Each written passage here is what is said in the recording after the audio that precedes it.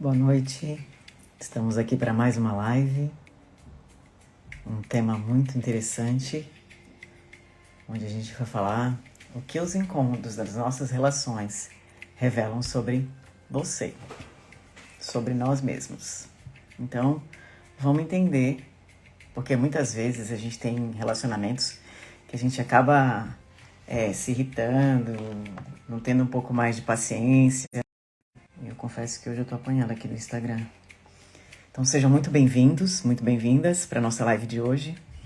Eu vou estar aqui com o Marcelo Belletti, falando através do olhar sistêmico e da regressão, o que as nossas relações podem estar revelando de quem nós somos mesmo. O que a gente precisa olhar para essa parte nossa, que precisa olhar para o outro com mais paciência, entender muitas vezes que o que a gente enxerga no outro também fala muito sobre nós. O Marcelo tá chegando aqui. Oi, Simônica. Oi, Rô. Sejam bem-vindas.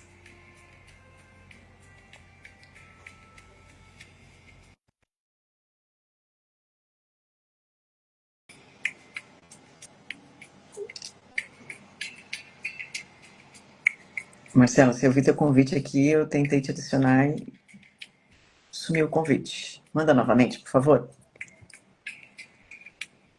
Oi, André. Oi, Carlos. Podem se chegando.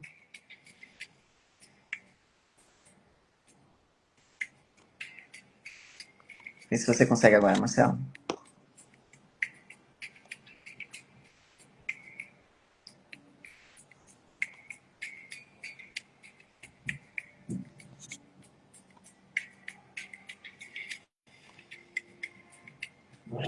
Já foi. Hoje eu apanhei pra entrar na live. Eu também apanhei para entrar aqui. Boa noite. Boa noite, pessoal. Boa noite, gente. Boa noite, Marcelo. Hoje eu também apanhei um pouquinho. Estava entrando com... Ih, Não, travou? voltou. Mas voltou. Tá dando uma travada aqui. Você Então. falou que Deu um trabalho. Hoje tive uma dificuldade de entrar também. Mas enfim, já foi. Vamos lá. um tema muito polêmico e interessante, né? Sim, sim. Polêmico porque chama a gente para o centro da responsabilidade, né? Porque muitas vezes a gente fica. Existe em nós, às vezes, uma vontade de que a responsabilidade seja dos outros, né? O que os outros me fazem, o que me fazem, né? Ou o que fizeram comigo. E a gente até entende, né? É comum, né? Às vezes é difícil você trazer essa responsabilidade para a gente, mas o grande mistério, né, Noemi, talvez, para todos nós, é o que a vida está querendo dizer, né? Com esses fatos que estão acontecendo, com as relações que eu estou tendo, o que ela está querendo me dizer? Porque ela é pedagógica o tempo todo, né? Ela é educativa o tempo todo, né? Então, muitas vezes, as nossas frustrações, o nosso sofrimento, ele está a serviço de um nível, de uma elaboração para haver uma superação. Por que, quando eu lido com certas pessoas, certos comportamentos, certas formas de agir me incomodam tanto? Né? O que isso diz de mim? Né? E não é no simples fato de achar, não, então tem uma coisa, eu também tenho alguma coisa parecida. Não é só isso. Tem mais coisas, né? Pode ser isso, mas também não precisa ser somente isso. O que eu não estou aceitando naquilo que a vida está me trazendo? Né? A grande pergunta é essa, né? E por que eu estou lutando com aquilo que já é fato? Eu estou lutando porque eu provavelmente desejaria que fosse de outra maneira. Mas o meu desejo não é a realidade. Veja, eu tenho um traço. É, boa noite, amor. A mulher entrou também, o André também estava aí. Legal que vocês estão aí. Seria Carlos legal, também. muito legal que vocês perguntassem também. Se quiserem participar com perguntas, seria interessante. Está acabando? Não, eu tirei o carregador tá travando aqui. Tá dando muito certo, não. Tirei. Oi, Thales, boa noite. Boa noite para todos vocês que estão chegando aqui. Reforçando isso que o Marcelo acabou de falar, vamos interagir nessa live aqui, porque é um assunto muito interessante mesmo. Tudo aquilo que incomoda, né, Marcelo, tá revelando alguma coisa. Sim. O incômodo não chega à toa. Ele chega para que a gente possa transformar crenças, perceber projeções, perceber expectativas. Então, assim, tudo aquilo que vem com incômodo é para a gente olhar para si e perceber qual é a nossa responsabilidade, quanto que a gente exige tanto do outro, o quanto que a gente cria tanta expectativa sobre o outro, né? E muitas vezes vão vivendo relações doentias, em relações que não chegam a lugar nenhum. Então, para que possamos ter relações verdadeiras, com mais sentido, seja lá no trabalho, seja lá homem e mulher, seja dentro da família, principalmente dentro da família, né, onde a gente tem menos paciência. Então, é, perceber mesmo que existe um caminho que pode estar revelando coisas que, por muitas vezes, você vai repetindo o padrão, vai vivendo aqueles mesmos tipos de situações que não precisa mais, né? A lição, aprender a lição é o grande movimento, né? Sim, o Milton Menezes, né, com quem eu aprendi a terapia regressiva, ele fala muito da pedagogia do sofrimento, né? O sofrimento ele tá a serviço de uma pedagogia, ele está a serviço de uma elaboração. Nós somos um ser espiritual tendo uma experiência humana para que eu me elabore, para que eu me transforme, para que eu continue caminhando nessa evolução em todo sentido, biologicamente falando, intelectualmente falando, moralmente falando, emocionalmente falando. Então, eu vejo muitas pessoas hoje falando sobre os relacionamentos tóxicos, né? Tudo bem, realmente há pessoas que estão no nível de toxicidade que talvez o caminho seja você evitar essa relação dentro do que for possível. Mas será que o tempo todo eu vou ficar fugindo das relações? O que que eu preciso elaborar? O que que eu preciso enxergar naquela relação que é fato, que está posta, que eu não estou enxergando, que eu estou numa briga interior porque eu queria que essa relação fosse de uma outra forma? Porque a briga é essa, eu não estou aceitando a relação como ela é. E tudo bem, veja, eu tenho o direito de querer e de imaginar que as coisas poderiam ser diferentes. Mas a outra coisa é que tem coisas que estão além da minha potência. Então, eu não consigo mudar o outro. Eu posso mudar como eu reajo ao outro, como eu lido com o outro. Porque senão eu fico vendo essas falas das relações tóxicas, então vou estar sempre fugindo, vou estar sempre evitando, tirando pessoas, né? Até quando isso, né? E o que que isso diz de mim? Aonde está a minha responsabilidade nisso? Por que que eu estou tão reativo? Por que que eu estou achando? Porque, como eu estou falando, a gente tem que ter um discernimento, com muito cuidado.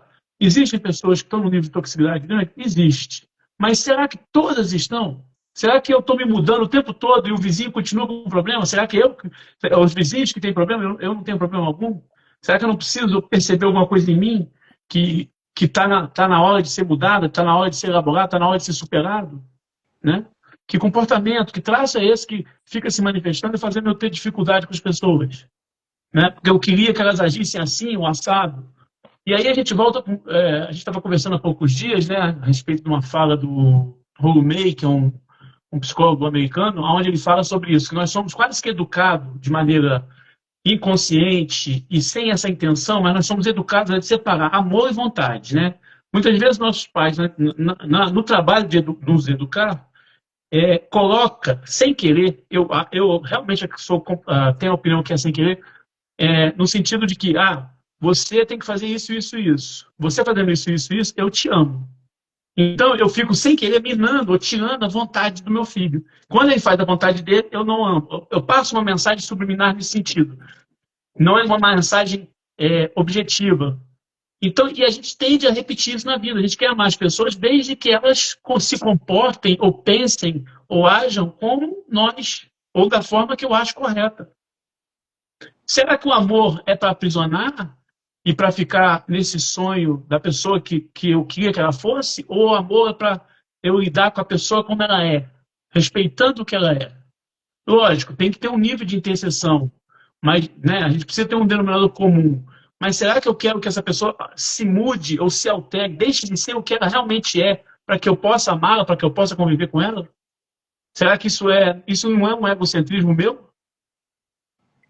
E perceber também, né? Porque muitas vezes acaba vivendo várias relações desequilibrada e colocando a responsabilidade no outro, que o desequilíbrio está só no outro. Se a gente atrai uma relação desequilibrada, é porque a gente precisa olhar para algumas coisas dentro de nós. Por que que a gente está sendo tendo esse magnetismo, né?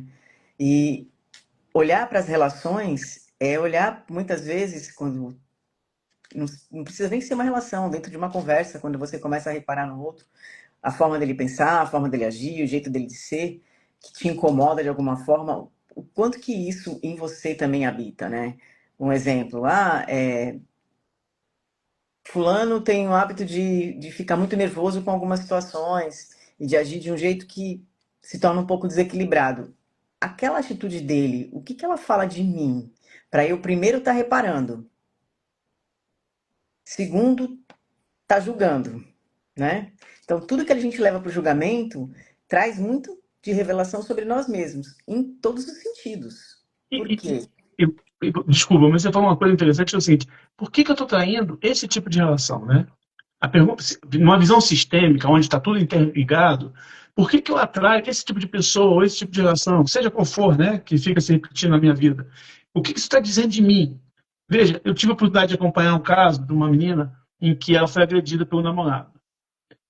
Ela fez lá o exame de corpo de delito, pediu uma medida protetiva e separou-se do cara. Passou-se 10 meses, ela voltou sendo agredida por outro namorado. Ela não gosta, de maneira alguma, ela está satisfeita com isso. Então, ela tornou procurar uma medida protetiva, tornou se afastar. Passaram-se mais 9 meses, ela voltou com o terceiro. Veja, o que está no inconsciente dela que faz ela se sentir atraída por esse tipo de traço de caráter ou de paradigma? Então, percebe? Isso é lógico, ninguém está dizendo que a culpa é dela de estar apanhando, não é isso. Mas por que que, de alguma forma, ela se inclina ou ela volta os seus olhos no sentido de ter uma relação com esse tipo de perfil? Isso tem alguma coisa dela. Por exemplo, a gente poderia aqui fazer várias conjecturas, mas uma delas seria, por exemplo, a questão, vamos dizer que ela traz lá um complexo de culpa qualquer. Quando nós carregamos um complexo de culpa, inevitavelmente eu vou criar comportamentos para que eu seja punido. Porque se eu sou culpado, eu mereço castigo. E inconscientemente eu vou. Então, talvez no caso dela, eu não sei, não pude. Eu acompanhei na época, porque eu fazia parte lá dos exames de corpo de delito, mas não, eu não sei dizer, eu não consegui conversar com ela para saber a parte psicológica dela. Mas eu estou aqui imaginando, poderia ser uma culpa que, de alguma forma, ela acaba atraindo alguém que vai servir ou vai ser um instrumento de punição. Porque o nosso inconsciente decide muito mais a nossa vida do que nós supomos. Mas muito mais do que nós supomos.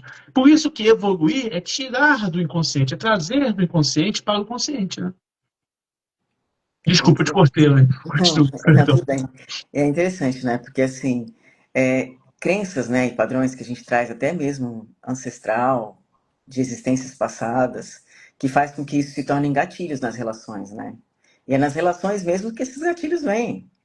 Sim, a vida está o tempo todo fazendo esse trabalho de maêutica ou de terapia da alma, no sentido de estar tocando nos conteúdos que você precisa tirar do seu inconsciente e trazer para o seu consciente. A terapia, ela é um processo de acelerar, mas a vida é a grande terapia da alma, né? A vida está a serviço dessa elaboração, como a gente falou, dessa pedagogia. Então, eu preciso, nós todos, né, de uma forma, precisamos parar para ouvir mais o que, que a vida está dizendo com esse feedback que ela está me dando, né? O que, que ela está dizendo que eu não estou ouvindo? Qual é a mensagem que eu preciso entender? O que, que eu estou fazendo que eu não estou entendendo, eu não estou percebendo, né? Então, tomar consciência disso. Por isso que a gente está falando. Desenvolver essa ferramenta de percepção de o que, que eu estou fazendo que faz a vida estar se tornando e se repetindo dessa forma. Porque na visão sistêmica, nós somos os atores principais das nossas existências. O que me acontece não é culpa minha, mas é responsabilidade minha. O que, que eu não vi? Por que, que eu entrei? Por que, que eu permiti esse tanto de confiança com essa pessoa, sendo que agora eu estou vendo? Onde que eu estava que eu não vi essa pessoa como ela realmente é? O que, que me fez, de alguma forma, não perceber certas partes dela e agora está me deparando com isso? Né? O que que entender essa. E isso tem um nível de complexidade, né, Ana? Que precisa, muitas vezes, aí realmente de um processo terapêutico, por isso que a gente está falando tanto da comunidade terapêutica, porque às vezes você precisa de um auxílio e precisa da possibilidade da visão de ser elevado através da terapia a ter uma nova percepção da tua existência e daquilo que está acontecendo na tua vida. Eu vou falar até de um caso que a gente pegou esse final de semana, né? de como uma pessoa consegue estar tão preocupada com todos à sua volta e não está olhando para si, né? Então, isso fala também muito, né? Porque muitas vezes a gente, de uma certa forma, acha que a gente é bom ou boazinha porque está cuidando e ajudando o outro. E de verdade, se você não está sendo bom e boazinha com você mesmo, no que você está ajudando o outro, né? E foi um caso onde, na regressão, a gente viu que tinha um complexo de culpa, né? Que não ficou totalmente esclarecido, mas um complexo de culpa que faz ela hoje talvez estar, até por conta de estar trazendo problemas que não é dela, não que esteja errado ela ajudar, não é que está errado ela está nesse trabalho de ajudar, não é um errado isso. Mas no momento em que eu começo a ajudar as pessoas e começo a ter problemas com aquilo que é para mim, quer dizer, eu chego no desequilíbrio onde eu esqueço de mim, isso me causa sofrimento, aí nós já estamos falando de um desequilíbrio. Se eu faço isso naturalmente, tranquilamente, numa boa, tudo bem, está tudo certo. Mas quando eu começo a fazer isso, isso traz um desequilíbrio, onde eu começo a estar tão a serviço do outro e esqueço de mim mesmo, quer dizer, eu estou autocentrado, né? Eu estou voltando meu centro de importância no outro. No caso que a gente viu especificamente, ela, por conta de uma culpa, onde ela tem que se sobrecarregar para poder, de alguma forma, aplacar a culpa que ela acha que carrega, que ela imagina que carrega. E a gente já conversou tantas vezes aqui, e eu sei que às vezes eu sou até repetitivo na culpa, mas a culpa é uma pretensão minha, no sentido de que eu imagino que eu não podia ter errado. Eu era tão bom que eu não podia ter errado. Agora, veja, se estamos todos aqui em caminhada de aprendizado, o erro faz parte do caminho. É através da escolha errada que eu vou melhorar a minha escolha, aproximar a minha escolha para uma escolha mais acertada. É através das experiências, das consequências, que eu vou. Então, eu não fui culpado. Eu estava em processo de aprendizado. Eu fiz o melhor que eu podia naquele momento. Só que a gente tem uma visão e olha para trás, e muitas vezes, como você falou do julgamento, julga o nosso personagem do passado, mas eu não podia ter feito isso. Olha, eu já sabia. E veja, tem uma diferença entre saber, né? O Milton fala muito uma coisa muito interessante. Uma coisa é entender, outra coisa é compreender, e outra coisa é ter consciência. Então, muitas vezes a gente sabe, entende, mas não tem consciência. Então, eu já até sei o que eu deveria ter feito aqui intelectualmente, mas emocionalmente e talvez moralmente eu não tinha forças para fazer diferente.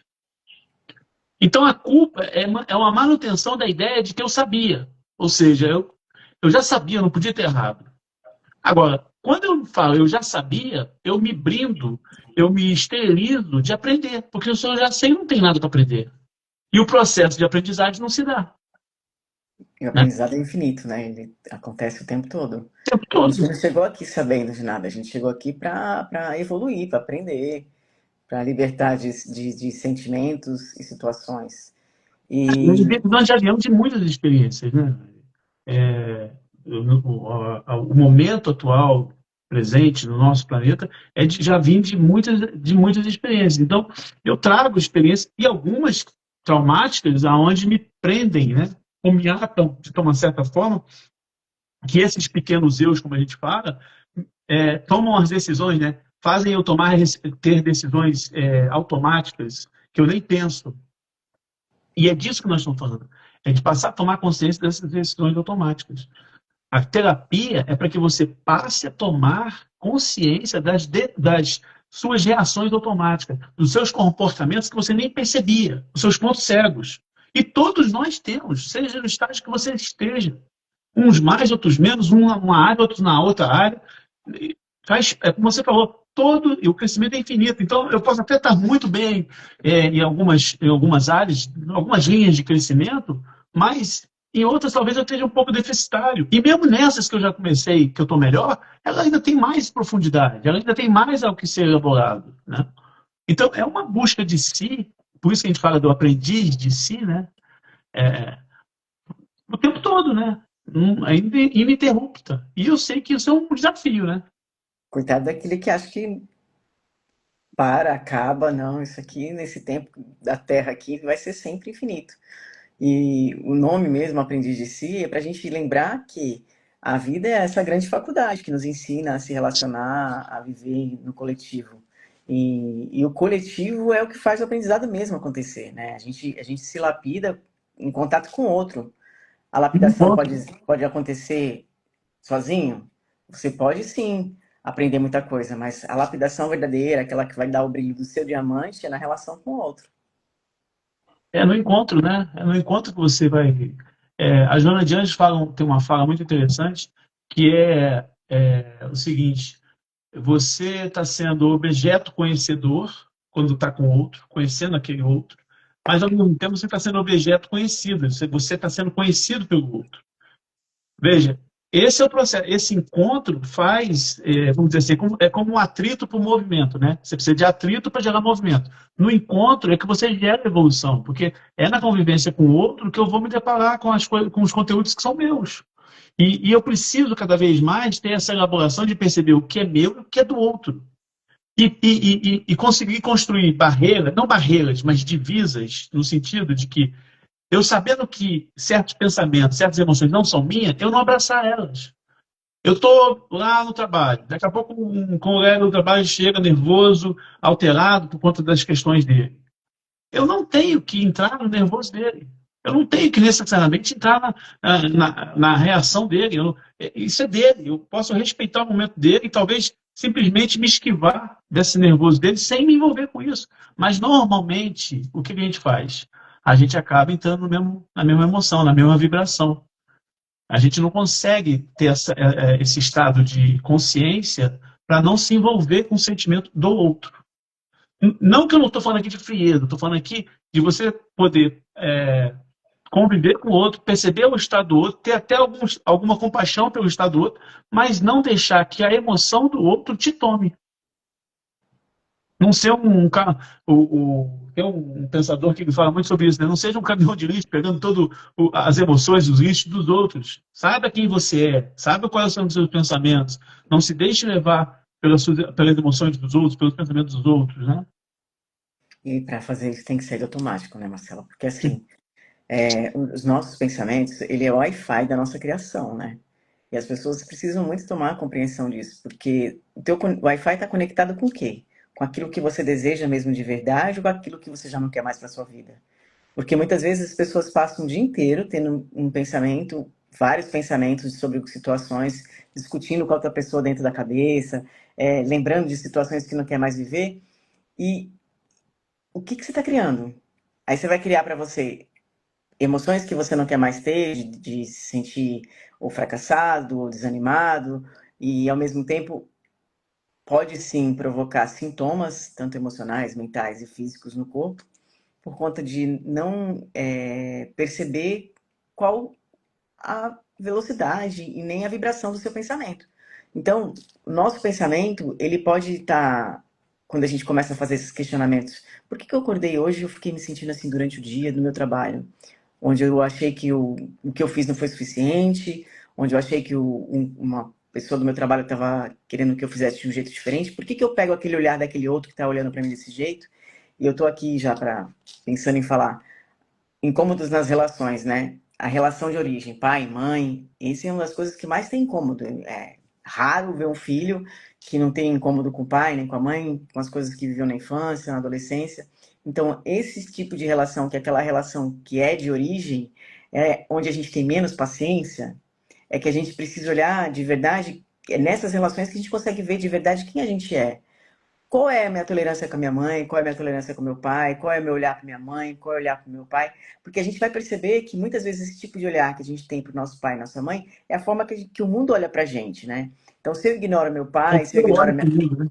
Sim, e se eu ignoro meu pai, se eu ignoro minha mãe, se eu não percebo o valor deles, e muitas vezes você deseja mudar de trabalho, ter uma promoção, e esse lugar para você nunca chega. Por quê? Porque você não vê a tua base de origem, a força que vem. Independente de como cada um seja, né? Porque muitas vezes tem pai e mãe que são um pouco complicados ou muito complicados, mas como que eu me olho nessa situação? Eu consigo deixar meu pai com as mazelas dele, deixar minha mãe com as mazelas dela e buscar olhar mais para as virtudes do que ficar olhando para essas partes que me incomodam? Quando eu começo a olhar mais para as virtudes, eu começo a ver em mim essas virtudes também e outras mais. Só que muitas vezes, quase sempre, o nosso pensamento ele está ali remoendo aquela coisa negativa, aquela coisa que fica batendo que nem martelo, que não precisa mais viver como os padrões e as crenças. Mas sair desse lugar, para muitas pessoas, é quase impossível muitas vezes. E você tem toda a razão. E a gente chama de, eu chamo de a beleza oculta está acontecendo o tempo todo. A grande pergunta é por que, que o meu foco de atenção está no negativo? Porque todos nós não somos nem branco, nem bons, nem ruins. Nós somos assim, nós temos atitudes que todos nós estamos buscando o que achamos nesse momento, o que elegemos nesse momento como o melhor para nós. E muitas vezes nessa ação eu acabo cometendo alguns atos que prejudicam alguém. Muitas vezes até sem essa intenção. Por que, que eu estou vendo só do negativo? No caso do pai e da mãe, como você falou, por que, que eu só vejo o negativo? Por que, que eu não consigo estender o meu olhar agora, já mais adulto, né, menos infantil? Por que, que eu não consigo entender o que, que aquele ser humano passou? Quais são as cargas que ele traz? Quem ensinou ele a ser pai ou ser mãe? Né? Será que ele não está fazendo o melhor que ele pode, dentro daquilo que ele sabe? Ter esse olhar, né, talvez, dar esse passo para trás e abrir mais o campo de visão, né? Você falou sobre essa questão da por que, que eu estou mantendo, né, esse julgamento, né? Esses dias eu fiz uma regressão com um rapaz e ele estava, você vê, na regressão a gente trata quase tudo. E ele estava com uma dificuldade de arrumar emprego e a gente fez em cima disso, dificuldade de arrumar emprego, tristeza, como se não fosse bom o suficiente, né? Montamos aquela ficha de indução. E havia um pensamento de que eu não sou bom o suficiente, um pensamento repetitivo. Ele vai regride para essa existência na infância, no momento que ele está ajudando o pai, e o pai lá no momento de raiva, no momento que estava com pressa para fazer as coisas que tinha que fazer, fala, você não faz nada direito, você não presta para nada. Coitado, o pai falou aquilo, eu tenho certeza que ele não falou com essa intenção toda, mas aquilo foi guardado para ele de tal forma que ele introjetou aquilo de tal maneira que ele mesmo não via nele valor e, consequentemente, ele não conseguia conseguir o emprego que ele desejava, embora tivesse todas as especificações, as preparações que precisava para poder adquirir aquele emprego. Nós fizemos a regressão e ele percebeu a fala do pai dele, e nesse momento a gente faz um trabalho que a gente chama de personificação, e ele vê que aquela fala vem com uma certa energia, com uma certa carga. E a gente traz aquele menino, né, para ele acolher o menino que ele foi, e peça ao pai para entrar. Tudo é vamos dizer assim, é como se fosse uma criação mental, sim.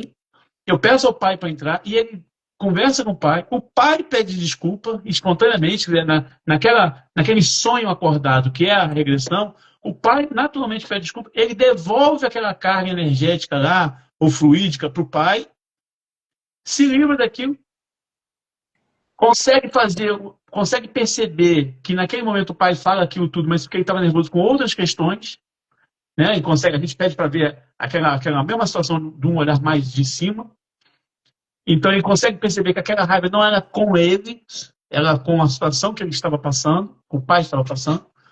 Então ele faz uma nova síntese de tudo que ele viveu e percebe que muito mais do que o pai falou foi como ele ouviu, como ele introjetou aquilo nele, porque ele já tinha uma insegurança, talvez, de experiências anteriores, talvez de outras existências pregressas, no sentido do alto valor dele. Quando ele percebe tudo isso e começa a acolher aquele menino, tratar daquele menino, dizer para aquele menino, agora eu já sou adulto, olha o que eu já consegui, olha o que eu já aprendi, olha as coisas que eu já sei.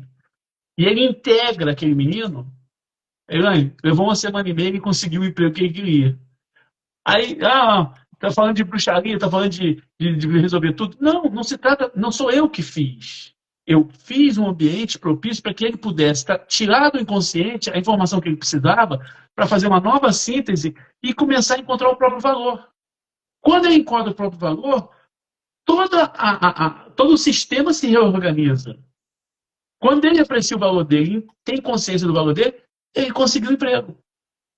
Tive outro caso desse, mas esse foi um pouco mais longo, não foi uma sessão só, a respeito de uma cliente que fazia concurso público. No momento que ela também entendeu o valor dela, entendeu que ela precisava aprender para poder ensinar, ela vai e consegue o concurso que ela sonhava há anos.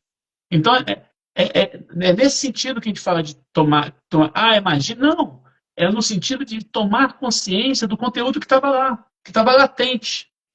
E que o sintoma era a dificuldade, talvez, de provar o seu próprio valor. Agora, a fala do pai foi prejudicial? Foi. Mas a grande responsabilidade foi ele abraçar ela. Quando ele traz essa responsabilidade para si, e aí começa a perceber, não, isso aqui, essa carga é dele, não é minha, eu não preciso carregar isso. E aí ele consegue perceber o próprio valor, as coisas andam, as coisas viram, se transformam. Agora, a grande pergunta é, né? O sistema em volta dele se transformou ou ele mudou a forma de ver o sistema? Quando a gente muda a forma de ver, muda a nossa frequência. Então a gente Isso. começa a abrir o campo para poder viver essas infinitas possibilidades, né? E é muito interessante, porque assim, é uma queixa de algo que ao mesmo tempo é um desejo, parece simples, mas é muito profundo. E todos nós temos esses gatilhos profundos que precisam ser vistos por qualquer que seja o sintoma. Como que alguém vai pensar que a pessoa vai te procurar para poder fazer, vai chegar pra gente e vai falar assim, eu quero fazer uma terapia porque eu quero conseguir a minha próxima vaga de emprego. Não, E aí isso é você verdade. pensa, Na terapia regressiva, a gente trabalha assim, né, com sintoma. A gente vai em cima do sintoma. Quando ele traz isso, é a coisa que mais estava preocupando.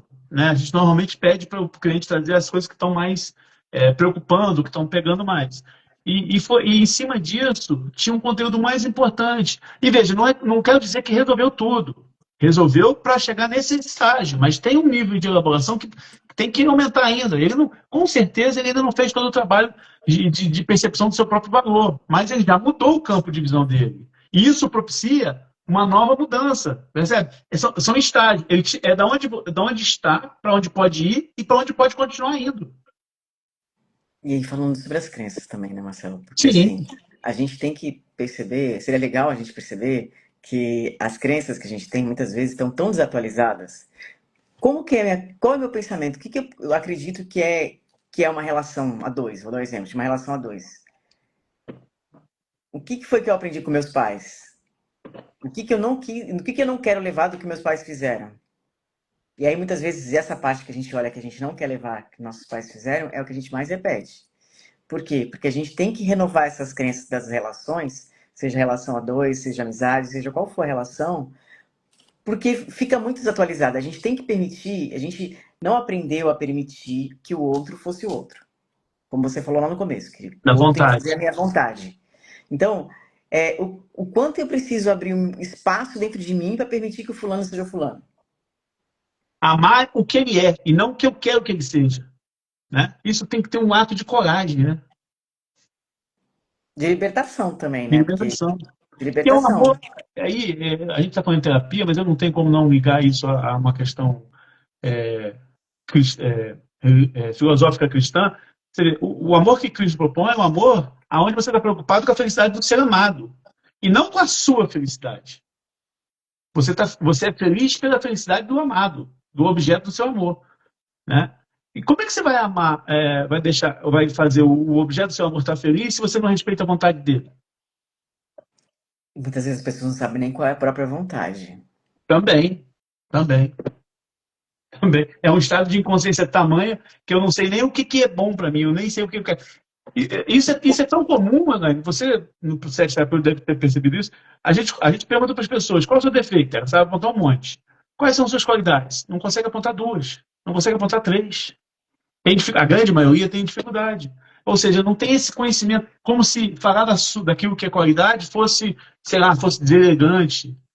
Não, ter consciência daquilo que você é, talvez seja exatamente a verdadeira definição de humildade. Humildade é eu saber o que eu posso e o que eu não posso. Eu sou um bom terapeuta? Eu sou. Sou o melhor terapeuta do mundo? Não. Mas eu sou um bom terapeuta. E mais do que ser bom terapeuta, eu sei que ninguém faz igual a mim. Essa consciência dessa unicidade de cada um de nós, né?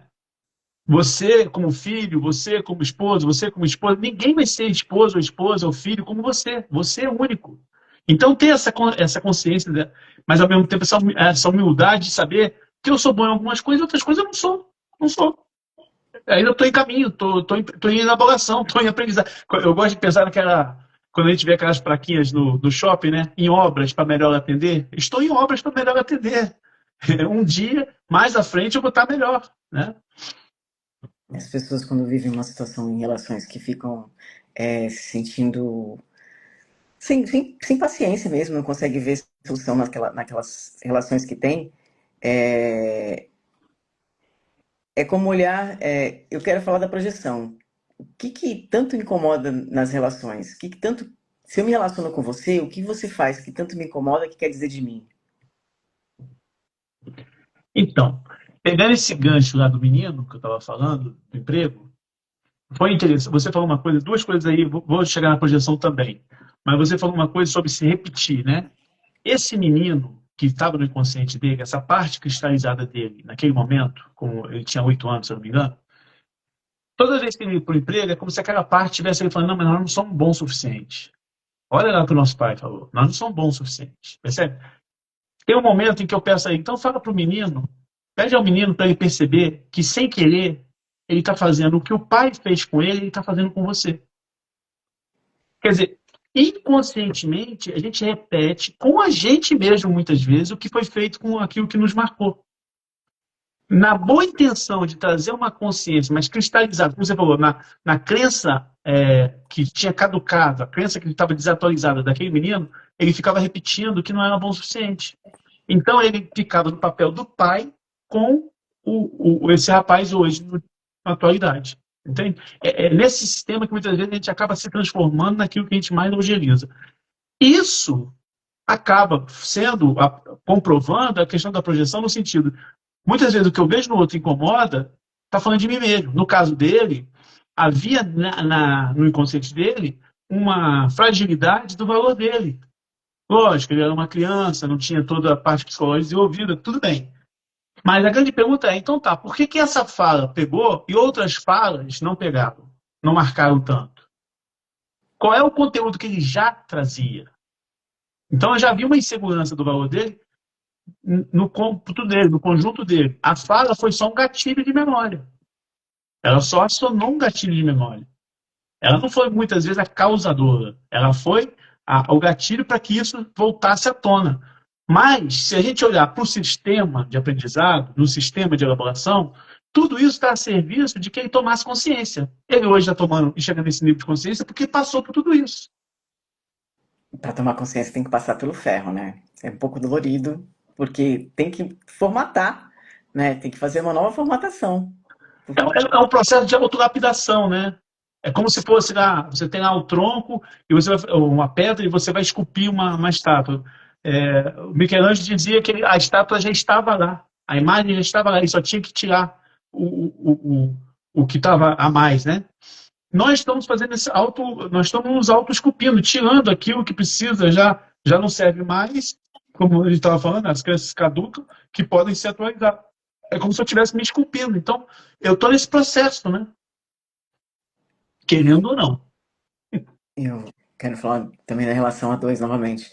Muitas vezes as pessoas buscam, tem relações que a mulher está desejando uma coisa e o homem está desejando outra. Estão se relacionando.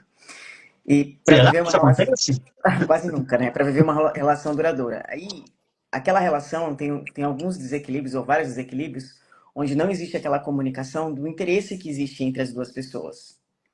E aí onde é como se fosse cada um puxando para um lado da corda, né? Onde um quer levar para um lado e o outro quer levar para o outro. E a comunicação e a sintonia não acontece. Onde muitas vezes um fala e o outro não ouve, um fala e o outro não ouve e não chega no entendimento. É o que você estava falando antes, né? Primeiro eu preciso saber quem eu sou, o que eu quero, o que eu gosto, o que eu não gosto, o que eu realmente estou buscando. Essa é a primeira premissa, né? Até para que eu possa comunicar isso com o outro. Mas se eu estou confuso nisso tudo, como é que eu vou comunicar isso, né? Além de comunicar, é ter a coragem, de ter a concretude de se mostrar como você é e também acolher, até certo ponto, como o outro é. E respeitar aquilo que ele entende como objetivo. E buscar a interseção, né? Nós estamos... uma relação, ela tem uma interseção. É como dois conjuntos que têm uma interseção. Então, é trabalhar nas interseções. É trabalhar naquilo que eles buscam junto. Né? E respeitar aquilo que cada um tem de diferente. Permitir que o outro também tenha um momento de ser o outro como ele é, e não como eu gostaria que ele fosse. É difícil, muito. É preciso ter tem uma autora psicológica, ela fala sobre isso, concretude. Concretude seria uma qualidade de ser capaz de comunicar aquilo que a veracidade daquilo que você quer. Mas, como nós estamos conversando aqui, isso começa na descoberta daquilo que realmente eu quero, daquilo que realmente me move, daquilo que realmente eu tenho de desejo, de ideal, né? Se eu não sei o que eu quero, fica mais confuso ainda. Aí eu me junto com uma pessoa que também não está qualificada naquilo que ela busca, a coisa fica mais confusa ainda. Muitas vezes a gente vai se degradar por coisas que a gente nem sabe. E muitas vezes eu vou entrar, o outro está no momento que ele não está bem, ele está nervoso e tal. Eu não preciso entrar nessa arena desse combate a todo momento. Eu posso escolher as batalhas que merecem ser é, merecem que eu entre em cena. Há outras que eu posso simplesmente respeitar que o outro é nervoso. Eu posso deixar ele na arena e não entrar na arena. Eu posso simplesmente ficar na arquibancada observando. Não preciso estar sempre entrando. Pelo menos escolher com mais consciência pelo que eu vou me desgastar. Né?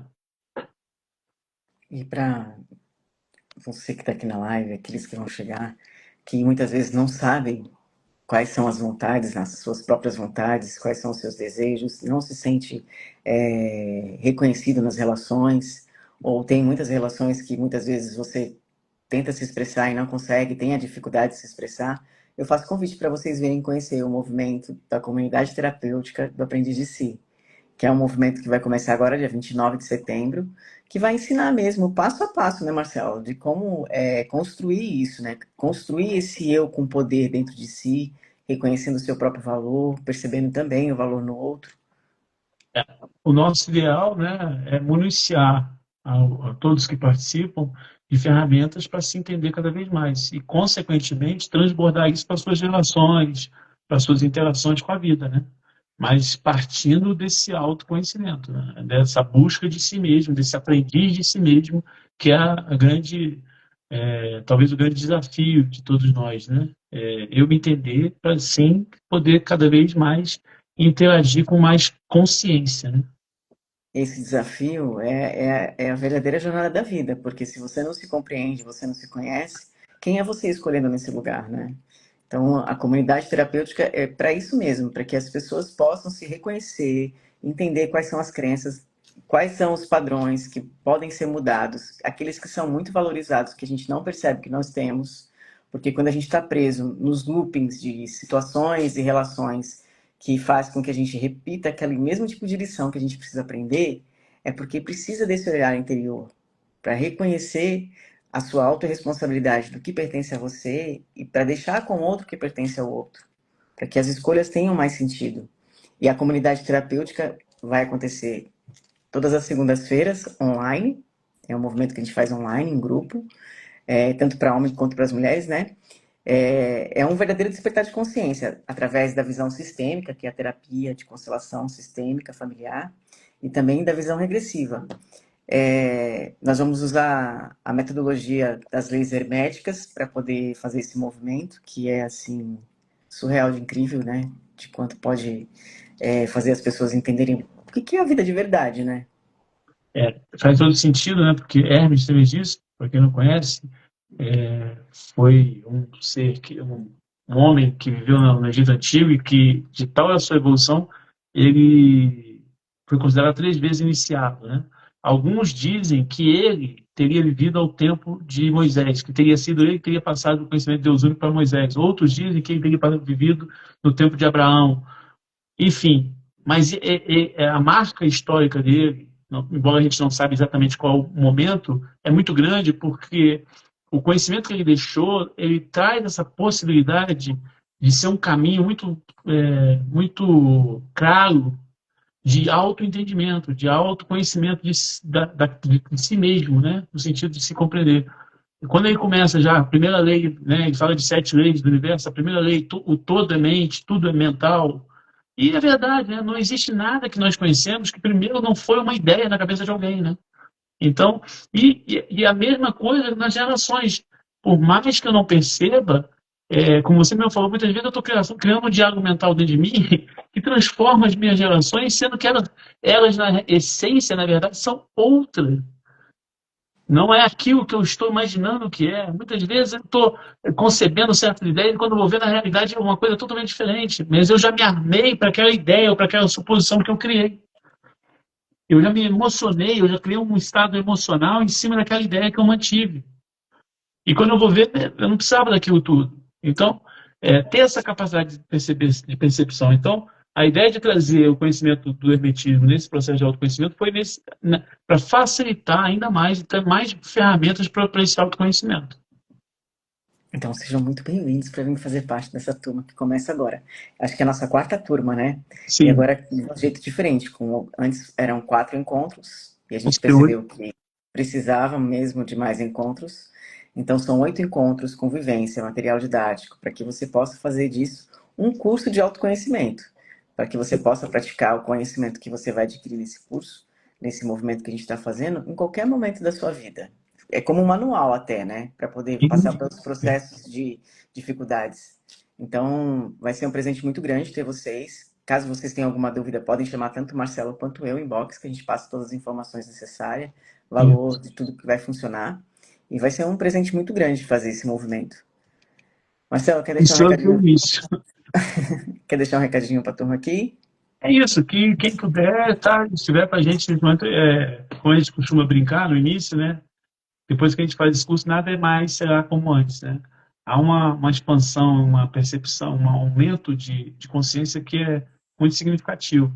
E é muito interessante o movimento sendo na comunidade, como as pessoas criam esse laço e se fortalecem e são capazes de acolher, né, a dor do outro, né? Fazer disso um combustível de mudança, né? De autotransformação. É muito interessante. Já temos, né, bastante gente já interessada, já entrando, mas a gente ainda tem mais algumas vagas aí e seria interessante. Quem puder vir, eu acho muito interessante, vai ser muito bom para todos nós. É algo que a gente está conduzindo, mas a gente também essa expansão de consciência perpassa por nós também, né? A gente não tem como ficar indiferente a isso, né? Sim, cada turma que chega a gente está sempre aprendendo um pouco mais. A evolução de cada um se torna a evolução de todos, não só dos participantes, como nossa também. Marcelo, gratidão por estar aqui comigo mais uma vez nessa live de segunda-feira. Fala Eu de que terapia de agradeço. segunda-feira, preparar as pessoas para a semana, né? Então espero que vocês tenham gostado dessa live. Se vocês acharam que faz sentido para mais pessoas, compartilhem, curtam e deixe aqui seu comentário do que você achou dessa live. Segunda-feira que vem eu vou estar aqui novamente com o Marcelo, fazendo mais uma live. Uma boa noite para você, Boa noite Marcelo. a Boa todos. noite a todos. Fiquem com Deus. Ótima semana. Ótimo. Tchau. Tchau.